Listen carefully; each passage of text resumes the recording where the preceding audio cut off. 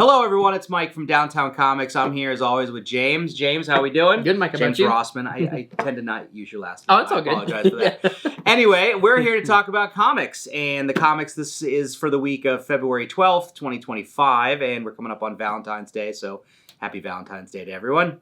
Love you all. Anyway, downtowncomics.com is the place to go to check out all the new comics and covers. And as always, liking, sharing, and subscribing is super, super appreciated. Thank you very much. So, James, we got 3 books. Again, at the end, we have one together that we both read. Because it's probably the biggest release of the week, I think. I think so, yeah. So, but we'll go ahead and let you start. What do you got for us? Yeah, so up first I have Absolute Batman number 5. Okay, continuing the absolute trend. It's still good, I assume. It is, yeah, and it's so funny. Like, I feel like a lot of people are still, or maybe not a lot, but I still see people like, oh wait, is next issue, is that like the end of the series? I was like, no, that's the end of the story arc, the first story arc. Right. So, but this one kind of picks up off of where number 4 ended, and it's a little difficult to talk about because number 3, you have who was it? It's a Black Mask. Yeah, I believe it is, right? Yeah, Black Mask is the villain. So they offered Bruce like $200 million to basically step aside and not interfere with whatever they're doing. So it's like, okay, yeah, that's gonna work. All right. Okay. So I won't say, yeah, like I said, I can't say too much, but there's some good action in this. Let's see, what else did I have? Do we know who Black Mask is yet? If he is someone, or is he? Is there a reveal to be done for this character? I think that might be in number 6. Okay. Yeah, because this one. Well, another thing kind of was cool in this issue is we got to really see the suit, his Batman suit, in action. Okay. Like he has like spikes, on his shoulders and things like that. It's pretty brutal, like how when he fights. So they're not just decorative, right? Yeah, he's not just looking like a heavy metal band from the 90s. All right, fair. And in this issue too, we see Batman fighting, and then he goes back to the Batcave, and he's like, hey, he's talking to Alfred. He's like, hey, I need you to patch me up. He's like, nope, I'm done. Like I can't do this again. And I won't say why, but yeah, I mean, it was cool. We got to see the bat axe, being used. Okay. Maybe not by Batman. So, so that was interesting. All right. But we get to kind of see the relationship between Bruce and Gordon, what it is currently, and kind of how like it evolved from when he was a kid and his dad died. Okay. And when Gordon was like, hey, your dad was this great guy. He's like, I see that in you too. So we kind of see that that relationship. In this series, it's kind of the flashbacks are like they're very well done. Okay. So I think some of the best flashbacks that I've seen for a while. Okay. So they're kind of filling in the gaps from the time that his father was murdered to the present, slowly but surely. Yeah. Okay. So well, yeah, that's pretty much all I'll say about that one because it goes off of the ending of number 4. Okay. So, all right. Well, I will continue the DC trend with another Batman book, Batman and Robin, number 18. So this is the ongoing Batman and Robin with Damian Wayne as Robin. I picked this up. I read this book on and off, but I honestly have not read it in a while. So I picked this up because the cover said The Fall of the House of Wayne. And I was like, okay, that's an intriguing title. Plus, it seemed like this was a new arc. But it wasn't when I opened the book. It's part 5 of whatever current arc they're on. So I'm like, all right, that's fine. I'll read it, And you could still find, if you're writing a good comic book, you can always follow along, even if you're in the middle of a storyline. So basically, Red Hood has joined the team in this particular mission, and it's Red Hood and Batman trying to stop some bad guys, while Damian is actually on another mission with a character that I don't know. She must have just been introduced, but it seems like she's some sort of detective, possibly from England. She has a name that I can't really pronounce because it's actually French. So I'm not sure exactly who she is, but she's older. She seems to have some sort of detective skills, but she's interested in this serial killer and they're kind of investigating that on the side. Mm. And at the same time, the big premise of this story seems to be Damian and Batman have had somewhat of a falling out at some point during the story arc. Oh. So they're kind of estranged, and Red Hood is trying to talk to Batman about what it's like to be a Robin. And so you get a lot more depth into how the Robins think of the relationship between them and Batman, and how Batman thinks about it, and that there's a difference there. And I don't think Batman's willing to accept that the Robins don't necessarily like the way that they were treated, or I don't know. It gets really in depth into the relationship aspect of a Batman and a Robin, I guess, and how this is impacting Damian and why he's upset. Okay. So this is setting up possibly that Damian may decide he doesn't want to be Robin anymore. So that's basically the crux of the story.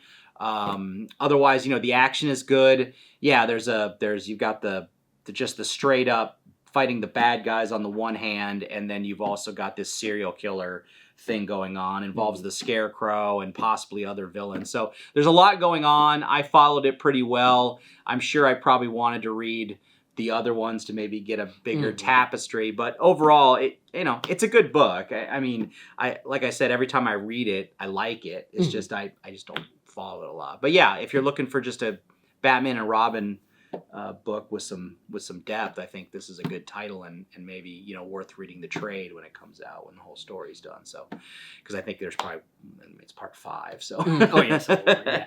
Well, so yeah, and you mentioned about Red Hood. Gosh, I wish he got more of his own stuff, like of his own. Yeah, I mean, yeah, they definitely have given him. They've given him a lot of chances. Yeah, I mean, between 2011 and 2018, I think he had 3 different series.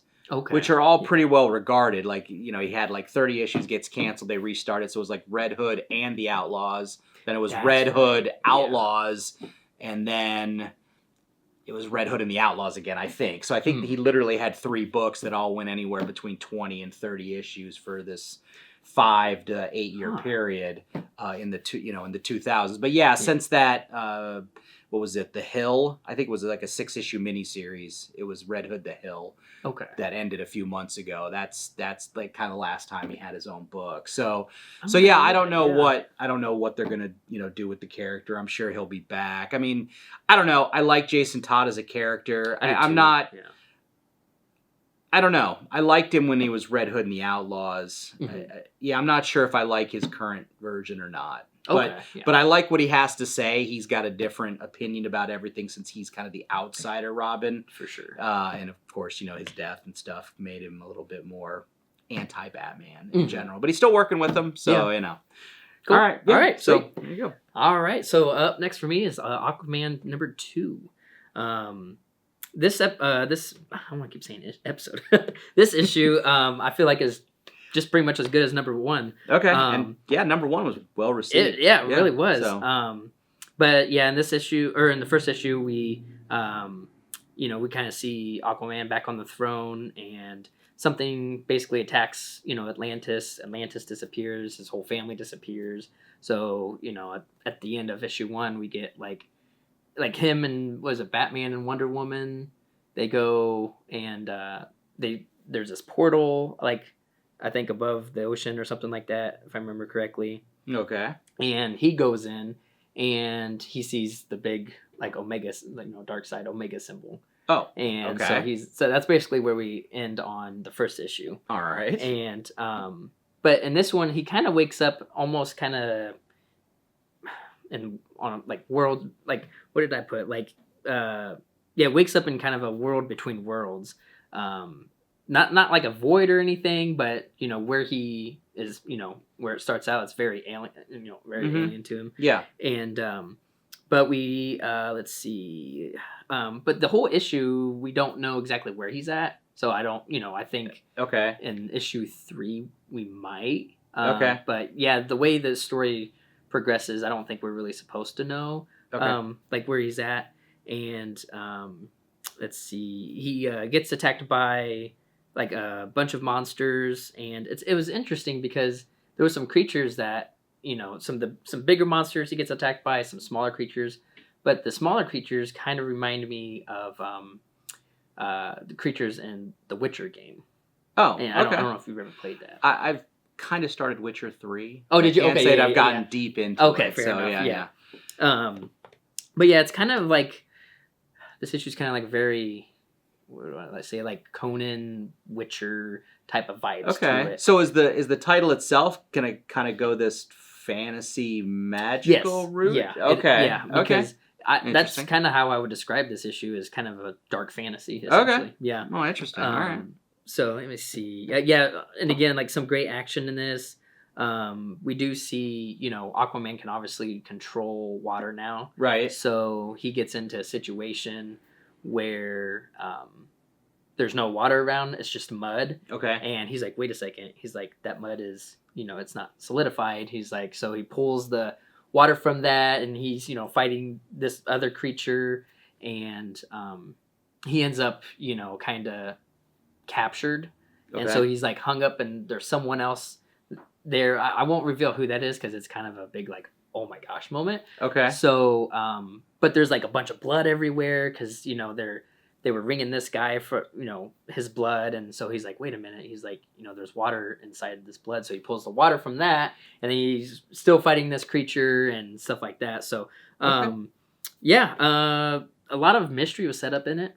So hopefully, I think in the next couple issues we'll probably get answers. And so we think Atlantis was taken to this world. I that's what I'm led to believe. Okay. Yeah. Mm-hmm. All right. So yeah, I'd say the next couple issues we'll probably start finally getting answers. Okay. So yeah, right, overall, I just really like it. Okay. Yeah. So I guess we're gonna stick with a lot of DC. That's weird. A lot of DC this week. So my second book is the DC versus Vampires special. So this is a one shot set within. So there was the original DC versus Vampire story, which was great, and they brought it back, that world back, for this Elseworlds thing that DC's doing all year, where they're doing all these different Elseworlds miniseries, because this is now there is an official DC Vampires Earth, in the multiverse. So they're bringing it back for a second story. We're halfway through that one, and so this is an interlude issue. It's a one-shot. So if you do read the regular miniseries, make sure you pick up this one-shot. It's not important in the sense that the story hinges on it, but it is important because two of the major characters are Vampire Wonder Woman. So if you've never read this book, Wonder Woman is one of the big bad guys. She was turned into a vampire, but she's not the head vampire, which is odd.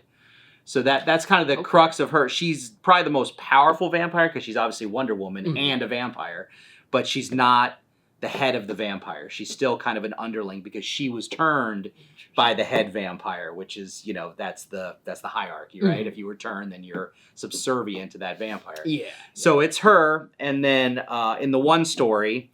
And then the thing she does in that story go to the second story, which is Alfred, who's still a human and has survived, but he is now technically a Green Lantern because he found a Green Lantern ring and now is able to use it. But he hasn't been able to use it properly, so this is kind of his training montage issue as he learns about the ring. And so probably that as a story point is going to be important because he may come into play later in the storyline, and he'll be able to use the ring. And if you haven't read this book, you'd be like, wait a minute, I read him in this issue and he could barely fly, and now he's good with the ring. Where did that? This is the story that's gonna bridge that gap. Okay. So is he on the front cover? Yes. Yeah, that's what I thought. Yeah, he's on the front cover. Okay. Yeah. So it's pretty good because on the one hand you see the first story, Wonder Woman picks up a thrall of her own, right? And it's a character from the Batman mythos, so I'm not going to ruin it for you, but you'll recognize the name. Turned into a vampire, and you kind of see their relationship from, and it's vampires, so it's on the one hand, it's kind of like, gross. But on the other hand, you see that there is some emotional, even though there's no emotion for them. Yeah, it's weird. There is an emotional bond of sorts. So it's a weird story, but it it's good. So yeah, this is a great issue. It's a great one shot. You could read this without ever really having read the rest of the story too, because it's two complete little small tales in one, and you really don't need to know that there's an overarching thing. You just need to know, well, Wonder Woman's a vampire. That's pretty obvious, and then Alfred somehow got a Green Lantern, and that's obvious. So, but yeah, good stuff. If you're reading the regular miniseries, a must read. So yeah, I feel like DC's really been good about that too. Whether it's like, you can collect them, you can read the main titles, and you don't necessarily have to read these like they might be one-offs or like like some of the all-ins. You don't have to read all of them, but sure. I think we've talked about it before, where it's like, if you do read them all, you get this overarching, you get the whole story. Yeah, you get the bigger narrative. Yeah, I think there's a lot. Yeah, because it does feel like when you read this that it didn't need to be number 7 of 12. That 6.5 is what it should be, because it doesn't progress the overall story. It just gets us these two characters more informed, because they probably are going to play a big role at the end, and they didn't have time to fill out some of their backstory in the middle of the narrative, because there's so many characters around. So it gives the writer a chance to fill that out. So when they do have the big event or whatever, that you'll be up to speed on where they should be in terms of power or attitude or whatever. So I wonder after this series, like where else are they going to go with this? Like I don't know. Like I said, it's officially like the DC vampire world is an official multiversal world, so they can go back anytime they want. I mean, I thought when the first one was over, I was like, all right, that was a great story. I mean, and it did leave it open ended. But you didn't have to go back. But now they're back, and I'm like, okay, it's still a great story. We just if you like hanging out in DC Vampire Land, it's a good story. So there you go. Okay. All right. So we're onward to our last one, but it's actually a Marvel book. Yeah. Yep. Yeah. So we both read this. It's the One World Under Doom, number 1. So this is the big Doom-centric series that's gonna launch. Probably 100 other Doom-centric series, but he's definitely the focal point of the Marvel Universe going forward in 2025. So we can all agree on that. And I was telling you that I was wondering why there was a lot of Marvel titles that had a One World Under Doom like kind of moniker on the top, And I was like, okay, because I thought the story was going to be about him being Sorcerer Supreme. So that's what I thought the big thing was going to be. And at least in this first issue, that's has really nothing to do with it other than him being Sorcerer Supreme now gives him like all the power he needs to do what he's doing in this issue. So your first thoughts, what did you think about the story in general that they're telling? Well, I thought it was funny. One of the funniest parts of this issue was, man, it's so easy to like just make worldwide broadcasts. Evidently, I guess that's true. Yeah. So, I mean, I guess in theory, technologically wise, I don't think it's impossible. I could see easily a world where Starlink uploads something to everyone on the planet all at once. Like that capability is coming very soon. But you're right. Yeah. It's just like whenever we want to announce something, just all jumbotrons in the world, just Yeah, I mean, and it's crazy too. On literally, I think it was page 2. Like Dr. Doom is basically declaring himself kind of like the ruler of the world, because he's like bringing all these nations together, but at the same time still letting these governments still govern like they would normally. Yeah, I mean, Doom is one of the best villains, because he's always very like, I'm doing this because I am that awesome, I am that nice, I am that magnanimous, that I'm going to go ahead and rule you guys. And you guys can do your thing within your, just like before. It's just I'm going to be at the top, right? Yeah. And like I said, I was not expecting that at all. Like, no, he just declares himself the ruler of the earth, and it's pretty much a done deal. Yeah. I mean, not to put a real life spin on it, but it's kind of like the whole Gulf of America thing, right? All of a sudden, it's the Gulf of America. It's just like, okay, I guess it's the Gulf of America now. So whatever. yeah, it's kind of like Doom just declared himself, and so in this issue we have two parties, two groups of people that are not sitting idly by while he does this. So what's our first group? Yeah, we got the Avengers and Fantastic Four. Yeah, I'll call them group number one. Yeah. So the heroes, let's say, they are group number one. So what do the heroes think about this? They're not having it because they're like, yeah, he's got an ulterior motive. Sure, like, it's Doom. Yeah. Like, yeah, right, it's Doom. So yeah, I mean, they're plotting how they can fix things, but like I said, because he's Sorcerer Supreme and everything, it's not as easy as it used to be. Like, Latveria itself is protected. Yeah, and in this issue too, it's like he's talking about, he's like, oh, there's universal health care, there's free education, even if you want graduate level. So, yes, he immediately gives the people something, which is like everybody's like, oh yeah, that's so cool, and then and then we talk about the second group. The second group being Hydra, right? Which is weird, right? And but there's definitely a reason for that. So the heroes, they don't want Doom to be in charge of it because they know that there's got to be something else going on. He's not doing this because he's magnanimous. Yeah, he's doing this because something else, and they don't know what it is, but they're just assuming it's bad. Hydra's doing it is because they're, I guess, like, so petty that they're like, we just don't like being told what to do. Basically, it doesn't matter who it is. Exactly. Yeah. And I mean, so, and not to we don't want to give away any spoilers for this. Yeah. It's worth reading simply because this is the state of the Marvel Universe. Basically, this set the tone for the Marvel Universe going forward. So when any books you read in Marvel are going to get around to, like, being, in a world, one world under Doom, don't know. And again, it seems like he's saying, well, I control everything, but I'm going to be very hands-off about it.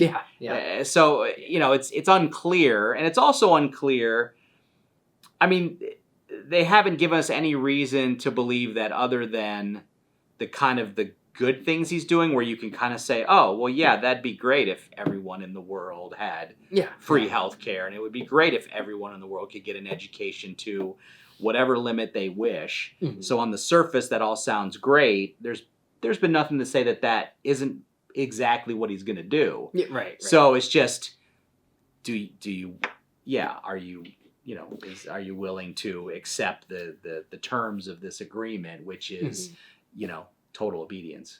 Yeah, and I guess another thing, maybe one of the last things I'll say about this is, all these nations coming together, free education, free healthcare. The one stipulation is no nation could go to war with each other. So yes. I was like, yes. Oh, okay. Yeah. Yep. So, he's ending all wars. And the dialogue was I feel like in this issue, very Doom. Like, very... Oh, yeah. Like every word he says is just... dripping with doomness, I guess, Yes. But it was very good. It was unexpectedly bigger than I thought it was. I thought this was going to be a more contained thing, but no, they're going full on. Like I said, full on Marvel Universe is changing right before our eyes. The heroes do what they can. I will say that there's more issues in this series, so you can probably assume that the heroes do not succeed in anything that they're doing right now. So we'll see what happens. Yeah. Like, he is one smart guy. He is, yes, and he's now genius. one powerful guy. Exactly. So again, so it's like, so he's gonna be a tough out. But we'll have to see whether anything he's doing is that this needs to be done kind of thing also. Yeah, right. So we'll find out. But it was fun. I love Doom. He's one of the greatest villains ever created, in my opinion, and I just love everything about him. So it'll be fun watching them fight against him. And the stuff with Hydra is pretty funny for another reason, I thought. So because I think everyone can agree that Nazis suck. So right. So anyway, I think big thumbs up. And if you're a Marvel reader, you're gonna want to check this out. Maybe you don't follow the whole thing if it's not for you, but I mean, I don't think you cannot give it a shot. So because it is gonna be part of the Marvel Universe going forward this year. So Yeah. All right. Okay, I think we're all done. Thank you very much for watching. If you have any comments, please leave them below. We love to hear what books you may have read this week that we didn't, and what you liked about them is always nice. And I think that's it. So, James, thank you. Yeah, thanks, Mike. All right, thanks for watching, everyone. We'll see you later. Bye-bye.